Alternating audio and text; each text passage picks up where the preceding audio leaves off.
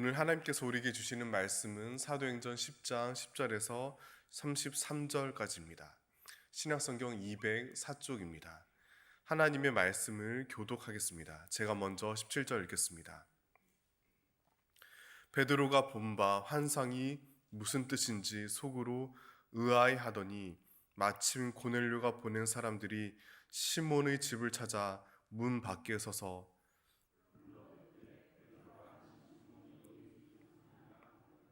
베드로가 그 환상에 대하여 생각할 때에 성령께서 그에게 말씀하시되 두 사람이 너를 찾으니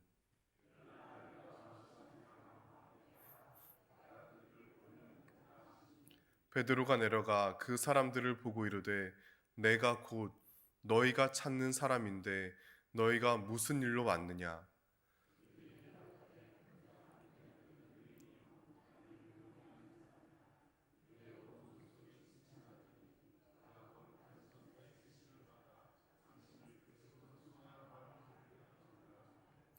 베드로가 불러들여 유숙하게 하니라. 이튿날 일어나 그들과 함께 갈새 욥바에서 온 어떤 형제들도 함께 가니라. 24절 읽으시면 됩니다.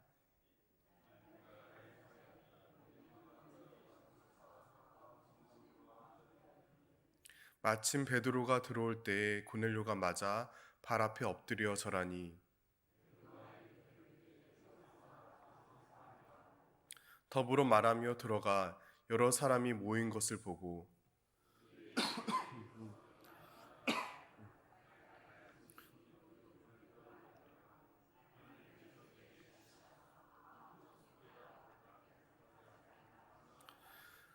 부름을 사양하지 아니하고 왔노라 묻노니 무슨 일로 나를 불렀느냐.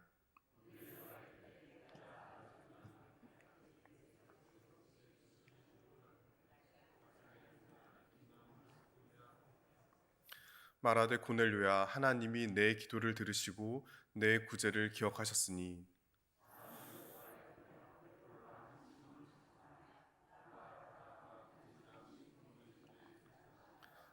함께 읽겠습니다. 내가 곧 당신에게 사람을 보내었는데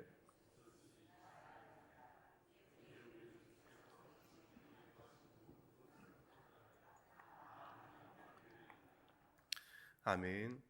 이른 새벽 주님께 나온 성도님들께 하나님의 청량한 은혜가 풍성히 함께 하시기를 축원합니다. 사도행전 10장은 바울의 회심에 이어서 베드로 역시 온 세상을 향한 선교에 눈을 뜨는 결정적인 사건을 소개합니다. 본문 바로 앞에 있는 1절에서 16절은 베드로가 여전히 유대교의 제한적 인식으로 복음을 이해하였음을 알려줍니다. 그런 그에게 새로운 진리를 발견하게 하는 인물이 등장합니다. 바로 가이사랴 주둔 부대에 근무하고 있던 로마 장교 고넬료입니다. 그는 로마 군인이었지만 하나님을 경외하며 많은 구제와 기도를 이어가는 경건한 삶을 살았습니다. 그렇지만 그는 아직 예수님을 알지 못한 채 구약 율법에만 의존한 반쪽짜리 신앙을 지녔습니다. 주님께서 이 두 사람을 만나게 하셨습니다. 베드로와 고넬료 모두 예수님으로 말미암은 드넓은 복음의 지평을 깨닫게 하셨습니다. 이러한 뜻을 펼치기 위해 하나님은 베드로에게 환상을 보여주십니다. 고넬료가 보낸 부하들이 그에게 향하는 중에 베드로는 유대 전통에 따라 한낮임에도 지붕에 올라 기도를 하였습니다. 그때 하늘로부터 커다란 그릇이 내려옵니다. 거기에는 율법에 금지된 먹을거리가 잔뜩 담겨 있었습니다. 이어서 그것을 잡아 먹으라는 명령을 듣습니다. 이런 하나님의 말씀이 무려 3번이나 반복됩니다. 그럼에도 베드로는 순종하지 않았습니다. 그에게 익숙했던 기존 진리와 전혀 다른 새롭고 낯선 복음이었기 때문입니다. 이어지는 오늘 본문 말씀은 그러한 환상을 본 이후 어리둥절해 있던 베드로에게 일어난 일을 소개합니다. 17절과 18절 다시 한번 다 같이 읽겠습니다. 베드로가 본 바 환상이 무슨 뜻인지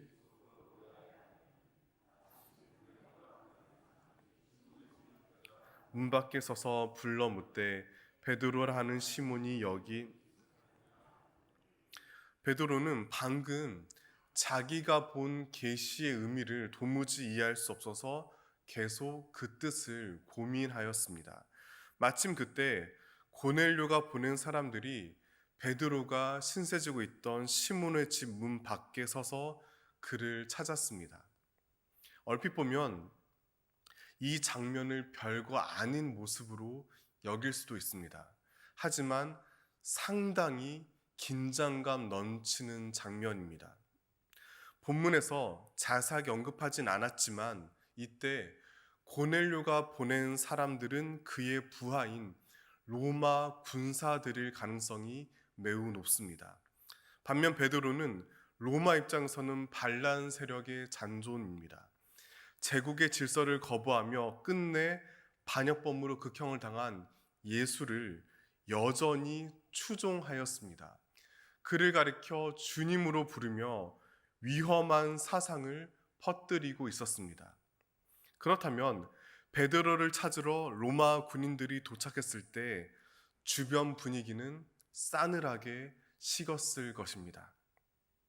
주변 모든 사람은 물론이고 베드로 자신도 나를 체포하기 위해 왔다고 짐작하였을 겁니다. 너무나 불쾌하고 불편한 만남입니다. 그런 베드로를 성령님께서 안심시키셨습니다. 19절과 20절 읽겠습니다. 베드로가 그 환상에 대하여 생각할 때에 성령께서 그에게 말씀하시되 두 사람이 너를 찾으니 함께 가라. 내가 그들을 보내었느니라. 성령님께서는 고넬료의 부하들을 당신께서 보내셨다고 베드로에게 말씀하십니다. 의심하지 말고 그들과 함께 가라고 명령하십니다. 베드로는 그 말씀에 용기를 얻었습니다. 고넬료의 부하들에게 그들이 찾는 사람이 바로 자신이라고 밝히며 대체 무슨 일로 왔는지 물었습니다. 그러자 그들은 전혀 뜻밖의 말을 합니다. 22절 제가 읽어드리겠습니다.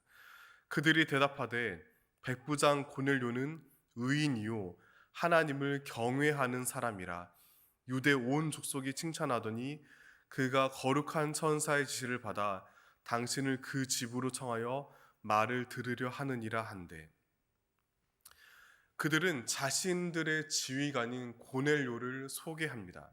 그는 우선 의인으로서 로마의 우상이 아닌 이스라엘의 하나님을 경외하는 사람입니다. 로마 장교로서 결코 쉽지 않은 결단입니다. 그뿐만 아니라 훌륭한 신앙과 인품으로 온 유다 사람에게 칭찬을 받았습니다. 그런 그에게 천사가 나타나 베드로가 신세지고 있는 집의 정확한 위치를 알려주었습니다. 사도를 모셔와 말씀을 듣도록 시켰다고 부하들이 대신 전해 주었습니다. 그러자 베드로는 그들을 따라가 마침내 고넬료와 마주하였습니다. 이때 베드로는 뭔가 심상치 않은 일이 벌어졌음을 깨달았습니다. 본래 유대인은 이방인과 가까이 지내는 것이 금지되어 있었습니다. 하지만 하나님의 전적인 섭리 가운데 자신이 고넬료와 함께 있게 된 이 상황을 돌아보았습니다. 그제야 비로소 앞서 지붕에서 기도하며 본 환상의 의미를 깨달았습니다. 28절 제가 읽어드리겠습니다. 이르되 유대인으로서 이방인과 교제하며 가까이 지내는 것이 위법인 줄은 너희도 알거니와 하나님께서 내게 지시하사 아무도 속되다 하거나 깨끗하지 않다 하지 말라 하시기로. 하나님께서는 율법에 금지된 음식을 먹지 않는 베드로에게 15절에서 하나님께서 깨끗하게 하신 것을 내가 속되다 하지 말라고 말씀하셨습니다. 그는 처음에는 단순히 먹을 것에 대한 말씀인 줄로만 알았습니다. 하지만 고넬료와 극적인 만남을 통해 비로소 그 환상의 의미를 깨달았습니다. 하나님께서 깨끗하게 하신 것은 단지 율법의 음식 조항만 가리키지 않습니다.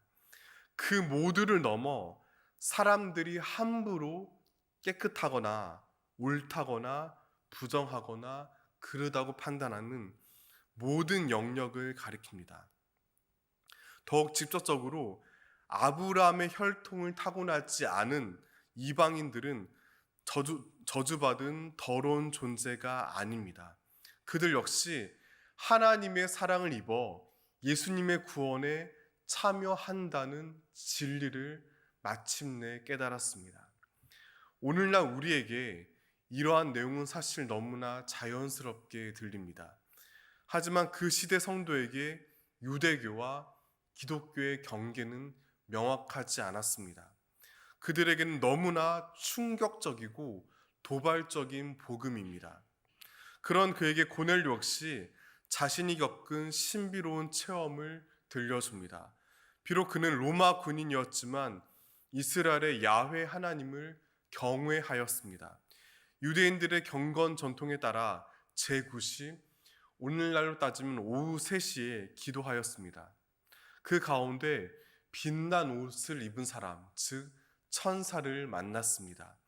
그 천사는 하나님께서 그의 기도를 들으시고 구제를 기억하셨음을 알려주었습니다.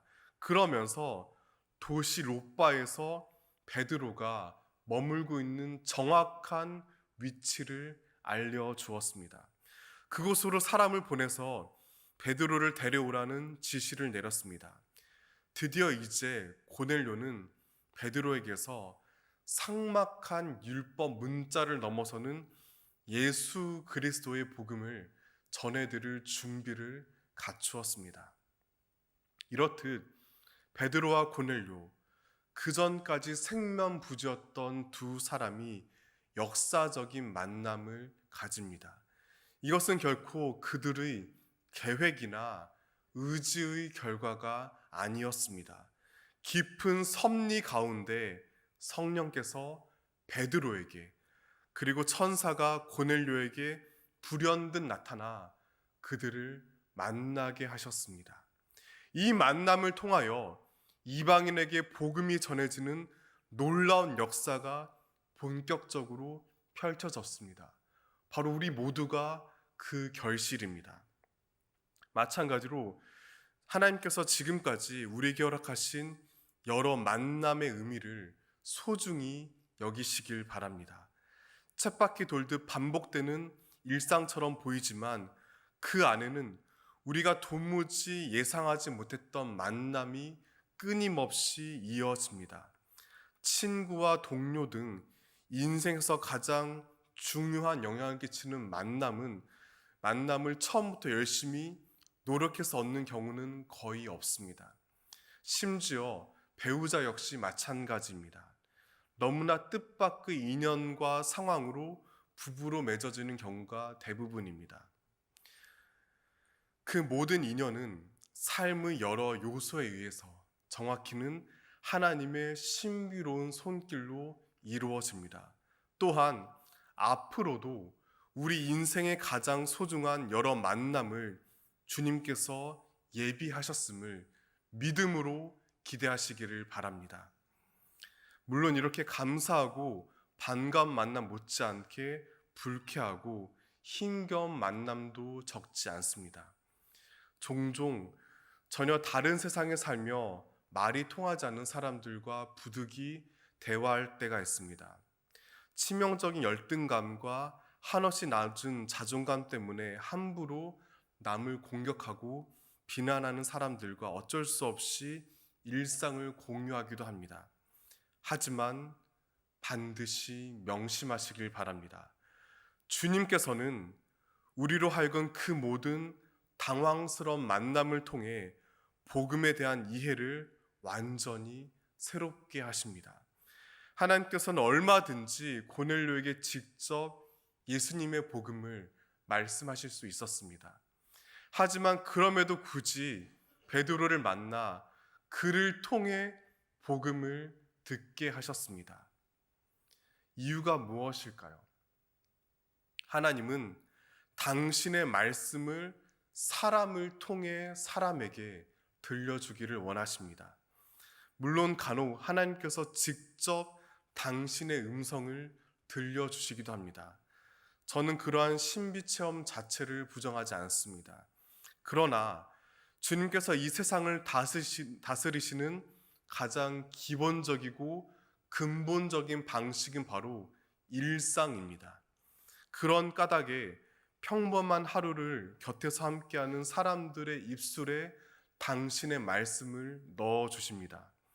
십자가는 하나님과 사람의 위대한 만남의 복음입니다. 바로 거기서 하늘과 땅이 만나고 유한과 무한이 접촉하였습니다. 예수님의 부활은 주님이 계획하신 만남이 얼마나 아름다운 결실인지를 보여주는 사건입니다.